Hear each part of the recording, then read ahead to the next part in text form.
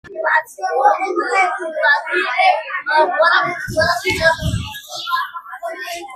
जी, देखिए YP math classes में मैं यशपाल सिंह आपका स्वागत करता हूँ। आज हम पढ़ रहे हैं आपकी कक्षा 8 की प्रश्नावली 7 और 7 प्रश्नावली में हम उदाहरण नंबर 3 तक पहुंच चुके थे, है ना। ये 7 प्रश्नावली की तीसरी क्लास होगी। जिन विद्यार्थियों ने पहली और दूसरी क्लास नहीं देखी है वो पहली और दूसरी क्लास देख सकते हैं, तब वो आगे की बातें अच्छे से समझ में आएगी, मेरा मानना ये है ना। देखिए एग्जाम्पल 3 पढ़ रहे हैं और एग्जाम्पल 3 में क्या है, एक फ्रॉक का सूची मूल्य 220 रुपए है। जो सूची मूल्य है, सूची में लिखा हुआ है एक फ्रॉक का मूल्य वो कितना है, 220 है। तो अच्छा, सूची मूल्य का मतलब अंकित मूल्य हो जाएगा, यानी वो लिखा रुपए है ना। तो इस बात का मूल्य सूची मूल्य कहें या फिर क्या हो जाएगा, वही अंकित मूल्य हो जाएगा। कितना, 220 रुपए। अच्छा, सूची में भी लिखा होगा और हमने अंकित मूल्य के बारे में बताया, जो जितने रुपए लिखे होते हैं उस पर वो क्या कहलाता है, अंकित मूल्य। तो अंकित मूल्य 220 रुपए है। आगे कहा गया है सेल में 20% बट्टे की घोषणा की जाती है, यानी ये बोल दिया जा रहा है कि आप जितनी भी सेल करोगे उस पर 20% बट्टा मिलेगा, है ना। 20% क्या मिलेगा, डिस्काउंट मिलेगा, है ना। अच्छा, आगे कहा गया है तो इस फ्रॉक पर बट्टे की राशि क्या है और इसका विक्रय मूल्य क्या है। प्रश्न समझ में आया। सबसे पहले प्रश्न को समझ में आना जरूरी है। एक सूची मूल्य है, उसमें फ्रॉक का मूल्य है वो 220 रुपए लिखा है ना। तो अंकित मूल्य क्या हो जाएगा, 220 रुपए हो जाएगा। और कहा गया है कि आप जो भी वस्तु खरीदोगे उस पर 20% डिस्काउंट मिलेगा, है ना। 20% बट्टे की घोषणा की जाती है। तो ज्ञात करना है कि बट्टे के कितने रुपए होंगे और इस फ्रॉक का जो विक्रय मूल्य होगा वो कितना होगा। अच्छा, पहले हम देखेंगे बट्टे के कितने रुपए होंगे। बट्टा ज्ञात करेंगे, बट्टा या डिस्काउंट कितने रुपए का मिल पा रहा है। तो बट्टा 220 रुपए मिल रहा है। 220 रुपए पर कितना मिल रहा है, 20%।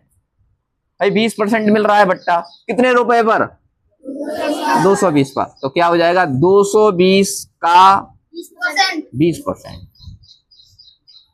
यहाँ वहां का है 20% डिस्काउंट है। आप जो भी खरीदोगे, हम कितने रुपए की वस्तु खरीद रहे हैं, 220 रुपए की, तो 220 का 20%। अब हम ज्ञात करेंगे 220 का 20% कितने रुपए बनता है। तो देखो 220 का की जगह पे गुणा 20%, 250 का भाग एक जीरो से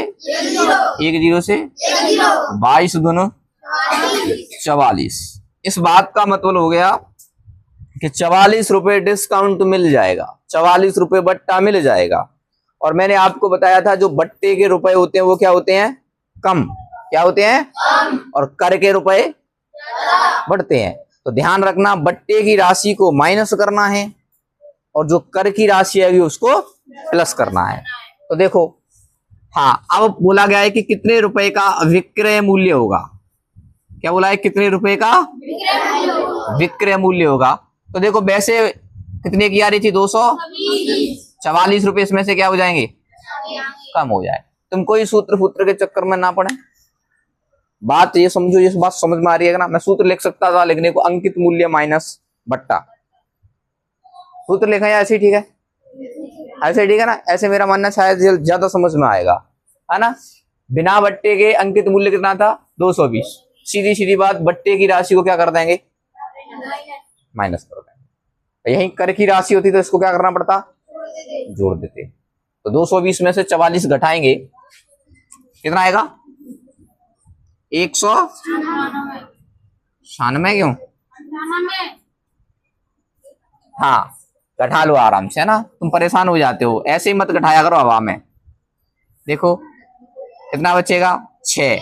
ये 5 का हो जाएगा हासिल 10। 12 में से 5 से आएगा तो कितना बचेगा, 7, है ना। 7 बचेगा ना। और 2 में से 1 जाएगा तो कितना आएगा, 170 होगा इसका विक्रय मूल्य। 196 नहीं होगा। हाँ, आया ना समझ में। तो लिखो। और वीडियो को देखने वाले वीडियो को लाइक जरूर करें। जिन्होंने चैनल सब्सक्राइब नहीं किया है वो चैनल को सब्सक्राइब करें। लिखो आप पहले इसको।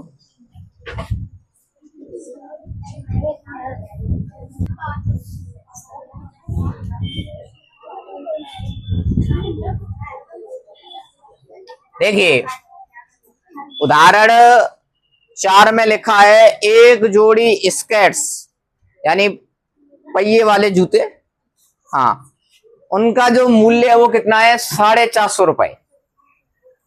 उस पर 5% बिक्री कर वसूला जाता है। अब लिखना बंद कर दो, है ना, समझो।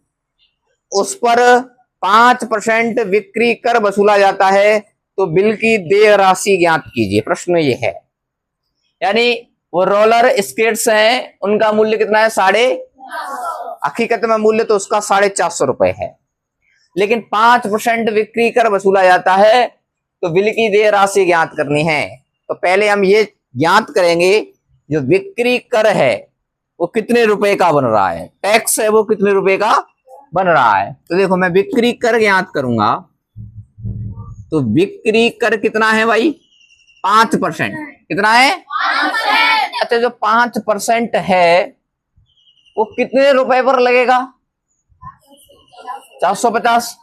तो हम पहले इनकी बिक्री कर की राशि ज्ञात करेंगे, तो 450 का 5%, अरे 450 रुपए का मूल्य है तो 450 का 5% ज्ञात करेंगे। मान लो यही 1000 रुपए का होता तो 1000 रुपए का 5% ज्ञात करेंगे, सही बात है का।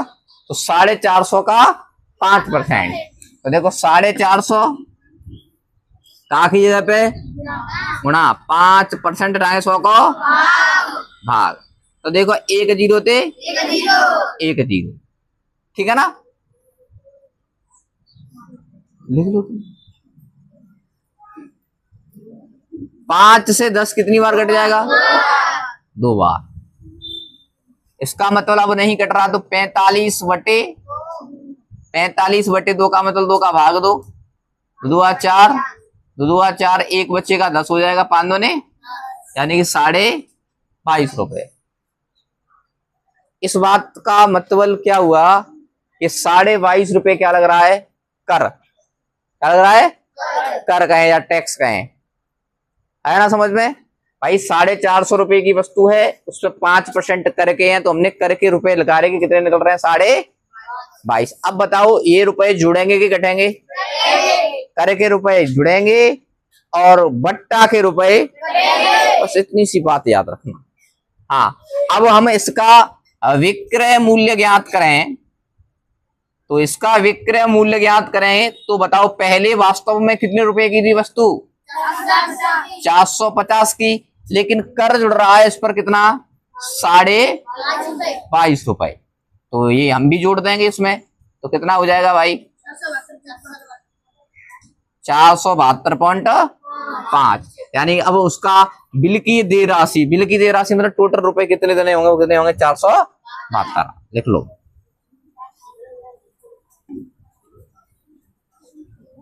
अतः बिल की देय राशि, बिल में कितने रुपए देने पड़ेंगे, हो जाएगा आपका 472.5 रुपए होंगे।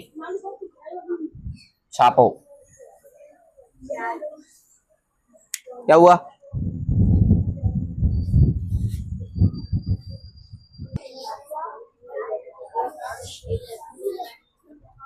हाँ जी। अब देखेंगे हम उदाहरण नंबर 5। अच्छा उदाहरण 5 में क्या लिखा है, वेट, मैंने समझाया ना, वैल्यू एडेड टैक्स, कर सहित राशि, वेट लिखा है इसका मतलब कर सहित राशि। अभी हाल जो चौथा प्रश्न किया है उसमें 472.5 रुपए आया था ना, वो क्या था कर सहित राशि थी, क्या था वो कर सहित राशि थी। तो वेट का अर्थ होता है कर सहित राशि, है ना। वेट मैंने पहले भी बताया था कल की क्लास में भी, कर सहित राशि। तो देखो प्रश्न है, वहीदा ने एक कूलर 10% कर सहित 3300 रुपए में खरीदा, 10% कर दिया और कर सहित टैक्स देने के बाद में वो कितने रुपए का था 3300 रुपए का। तो बेट के जुड़ने से पहले कूलर का मूल्य कितना होगा, या कर के जुड़ने से पहले कूलर का मूल्य कितना होगा। तो देखो प्रश्न में क्या कहा है, 10% बेट सहित, है ना, 10% सॉरी 10% कर सहित, 10% कर सहित कूलर का मूल्य, कूलर का मूल्य 3300 रुपए है, कर सहित राशि है। तो प्रश्न है कि बेट के जुड़ने से पहले का मूल्य क्या होगा, है ना, बेट के जुड़ने से पहले, जुड़ने से पहले का मूल्य क्या होगा, ये हमें पूछा गया है। सभी विद्यार्थी लिखेगा कोई नहीं, देखो जब प्रश्न समझा रहे हैं तो लिखना नहीं है, पेन बंद करके ढंग से समझो, आपको लिखने का पर्याप्त तो समय दिया जाता है। और जो भी ऑनलाइन देखने वाले विद्यार्थी भी पहले समझ लिया करें, क्वेश्चन पूरा होने के बाद में वीडियो रोक करके आराम से लिख सकते हैं। फिर लिखने में रहोगे तो फिर समझ में नहीं आ पाएगा। तो देखो 10% कर सहित, 10% का कर देने के बाद में वस्तु का मूल्य कितना है, 3300, और बेट के जुड़ने से पहले का मूल्य पूछा है। अच्छा, बेट के जुड़ने का पहले का मूल्य होगा हमारे पास, तब हम उस पर 10% कर लगाएंगे, तभी तो लगाएंगे। तो बेट के जुड़ने से पहले का मूल्य नहीं है तो हम मान लेंगे कितना, x। देखो बेट के जुड़ने से पहले, जुड़ने से पहले का मूल्य, तो मान लेंगे, माना बेट के जुड़ने से पहले का मूल्य कितना है, x रुपए, कितना है। अच्छा अब मेरे को बताओ, जो कर लग रहा है वो कर कितना परसेंट है, 10%, कितना है। अच्छा जो 10% कर है वो कितने रुपए पर लगेगा, x रुपए पर ही तो लगेगा ना। हाँ, तो हम कर की राशि ज्ञात करेंगे, कितना होगा, तो x का 10%, कितना होगा, x का 10%। अच्छा आगे हल करें, कर के रुपए कितने निकल के आ रहे हैं, तो x का की जगह पे 10% रहा है, 100 का भाग 1 0 से, और x का 1 से करोगे तो बटे 10। बताओ इतनी सी बात समझ में आई, है ना। कर से, कर के जुड़ने से पहले का मूल्य कितना मान लिया हमने, x रुपए।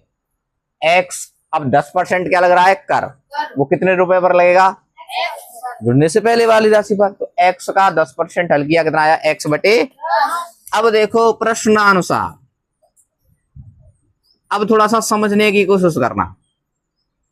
अच्छा x रुपए क्या है, कर के जुड़ने से पहले, x रुपए क्या है, कर के जुड़ने से पहले, और कर कितने रुपए का आया है, x बटे। अब ये कर के जुड़ने से पहले, अब ये कर हमने जोड़ दिया, तो इसका मतलब ये कर सहित राशि, और कर सहित राशि कितनी है, तो इसके बराबर में क्या लिख देंगे, 3300। आया समझ में या नहीं, उन्हें समझो। x रुपए माने थे कर के जुड़ने से पहले के, और x बटे 10 रुपए का क्या आ गया, कर, तो कर जुड़ दिया, तो कर सहित राशि कितनी है, 3300। तो फिर इसके बराबर में कितना लिखेंगे, 3300 लिखेंगे। ठीक है, अब इसको हम हल कर लेंगे, तो इसके नीचे कुछ नहीं, तो एक एलसीएम कितना आ जाएगा, जागे नहीं का मान लेंगे, कितने बार आ जाएगा, 10 बार, 1 का 10 से कितनी बार जाएगा, और 10 का 1 से करोगे तो 10x प्लस 10 से 1 कम, कितनी बार, 1 बार, और 1 का 1 से करोगे तो बराबर 3300। 10x और 1x कितना बन जाएगा, 11x बटे बराबर 3300। जाके नीचे हम लिख लेंगे, अंश बटे हर बराबर, अंश बटे हर किस स्थिति पर, 11x का 1 से करोगे तो, और 10 का 1 से करोगे तो 1 0 बढ़ जाएगा, क्या होगा, 1 0 भाई 10 का गुणा करोगे ना, 1 0 और बढ़ जाएगा। x का 11 के साथ क्या हो रहा है, उधर जाके क्या हो जाएगा, भाग 11 तिया 33, x का मान कितना आ गया भाई, 3 है, कितना आ गया। अतः कर के बेट के जुड़ने से पहले वस्तु का मूल्य कितना होगा? 3000। बेट के तुमसे लिखने को किसने कहा? लिखना नहीं है जब तक नहीं कहा जाए। पहले कूलर का मूल्य, कूलर का कितना आया? 3000। कितना आया? 3000। अच्छा, इस बात का मतलब क्या हुआ पता है? कर के जुड़ने से पहले कूलर का मूल्य कितना है? 3000। कर कितना है? 10%। 10% कर सहित कूलर कितने रुपए का मिल रहा है? 3300 रुपए का। कितने का मिल रहा है? पहले ये बताओ, इतनी सी बात समझ में आई सबके? किसी भी विद्यार्थी को कोई भी समस्या हुआ करे तो पूछ सकते हैं, है ना? आया ना समझ में? अच्छा, थोड़ा सा दिख नहीं रहा। ठीक, अब दिखेगा। चलो, नीचे से नहीं दिख रहा। हाँ, फिलहाल लिखो इसको।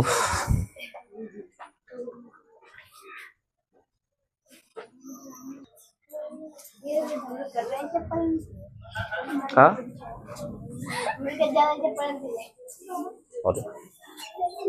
हाँ, एक बार पुनः देखो इसको। कर सहित 10% कर सहित राशि दी है 3300 रुपए। तो कर के जुड़ने से पहले या वस्तु का वास्तविक मूल्य पूछा है। वास्तव में कर नहीं जुड़ रहा था तब कितने रुपए की थी? तो हमने यहां बेट के जुड़ने से पहले मूल्य माना x रुपए। कर कितना लग रहा है? 10%। तो x पे ही तो 10% लगेगा। तो x का की जगह पे इंटू परसेंट आएंगे 100 का, 1 0 से x का 1 से बटे 10। अब प्रश्न के अनुसार x रुपए क्या था कर से जुड़ने से पहले, और x बटे 10 क्या है? कर के रुपए। तो ये कर सहित राशि हो गई। ये क्या हुई? कर बराबर कर सहित राशि कितनी दी है? अब इसको हल करना समझ में आया ना? कैसे किया हल? इसके नीचे कुछ नहीं है, एक मान लेंगे, क्योंकि एक का भाग देने पर कोई दिक्कत नहीं आती है। बटे में एक लिख सकते हैं। 1 और 10 का एलसीएम 10। 1 का 10 से कितनी बार? 10 का x करोगे तो 10 1 10, एक बार 1 का x से x, 10 और 1 11। इसके नीचे कुछ नहीं है तो 1 वज्र गुणा किया, यहाँ 1 0 और बढ़ जाएगा, x का 11 के साथ गुणा उधर जाएगा, हो जाएगा 11 तिया 33। इस बात का मतलब ये निकला कि वास्तव में वस्तु थी वो 3000 रुपए की थी। कितने की थी? 3000 रुपए की। 10% कर सहित यह वस्तु 3300 रुपए की हो गई। अच्छा, इसका एक और तरीका हो सकता है। एक और तरीका देखेंगे, ठीक है? देखो देखो, कोई भी प्रश्न हो प्रतिशत वाला,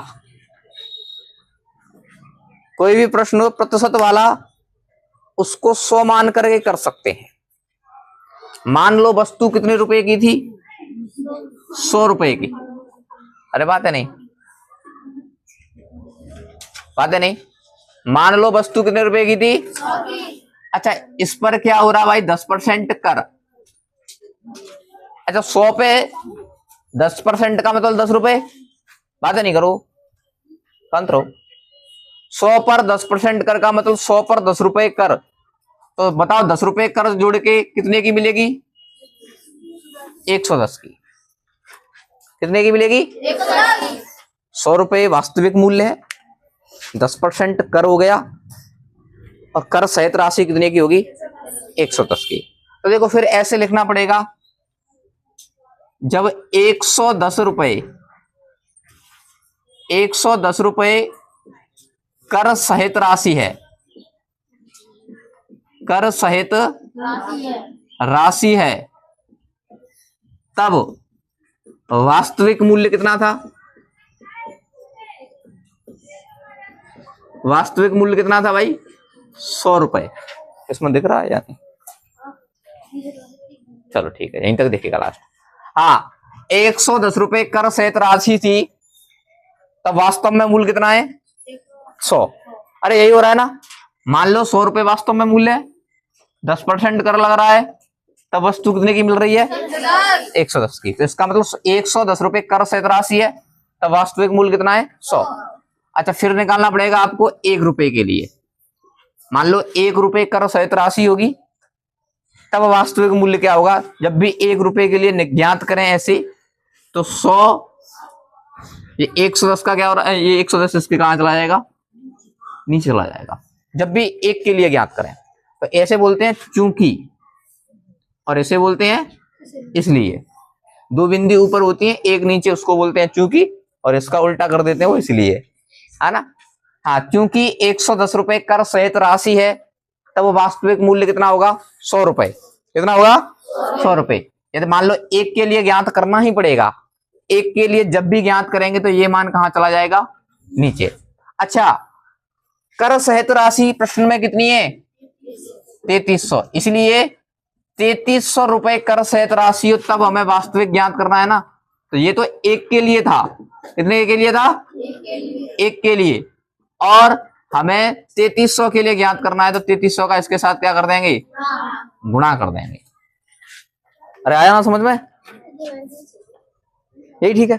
कोशिश तो करो समझने की। ये थोड़ा क्या है, तुमने पहली बार देख रहे होंगे, अजीब लग रहा होगा, है ना। और पहली बार देखते हैं थोड़ा ऐसा महसूस होता है, 2-4 बार पढ़ोगे तो ये भी तरीका समझ में आएगा। आप कोशिश करो समझने की, आपके दिमाग में ये फिट हो गया यही ठीक है, तो फिर वो बिल्कुल भी समझ में नहीं आएगा। कोशिश करो, है ना। हाँ, और देखो, अरे आप एग्जाम में भले इससे ही कर लेना, ये अच्छा लग रहा है तो, लेकिन देख लो तरीके, 2 तरीके तो 2 भी देख लो।